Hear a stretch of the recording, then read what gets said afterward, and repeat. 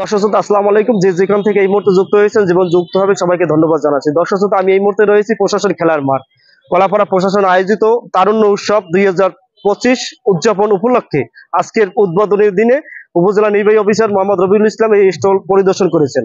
আমরা কথা বলবো এই অনুষ্ঠানের সম্পর্কে এবং কি ধরনের দর্শকদের আকর্ষণ করতে কি কি ব্যবস্থা করেছেন তারা, আমরা এই ব্যাপারে কথা বলবো উপজেলা নির্বাহী অফিসার মোহাম্মদ রবিউল ইসলাম স্যার।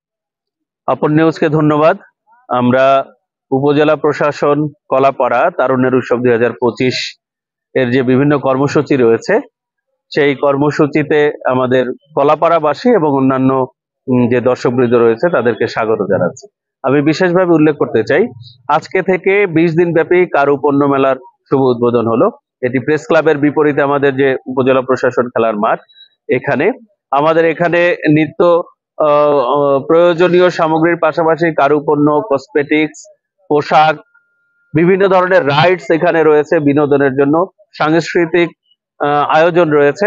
আমরা কলাপাড়াবাসীকে আমন্ত্রণ জানাবো দিনব্যাপী এবং সন্ধ্যার পরে দিনব্যাপী বিভিন্ন মেলা, বিভিন্ন ধরনের স্টল, আমাদের কলাপাড়ার স্থানীয় উদ্যোক্তাদের বিভিন্ন পণ্য সামগ্রী প্রদর্শনী এবং বিক্রয় কেন্দ্র এখানে রয়েছে, বিভিন্ন মুখরোচক পিঠাপুলি খাবার সামগ্রী রয়েছে।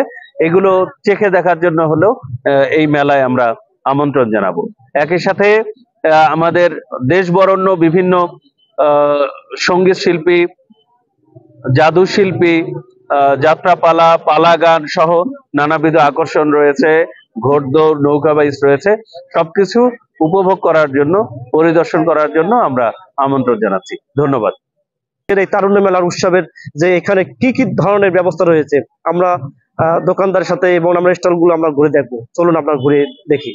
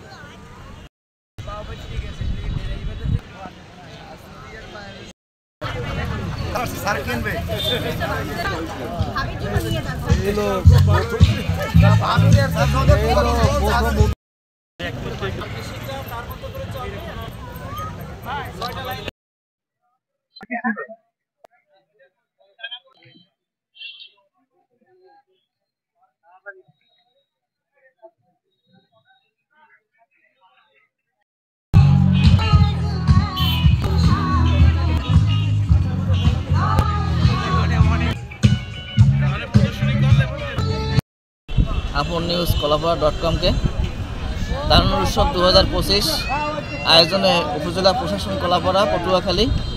আমাদের এই উৎসবটা এবছর আমার কাছে আসলে একটা নতুনত্ব মনে হচ্ছে।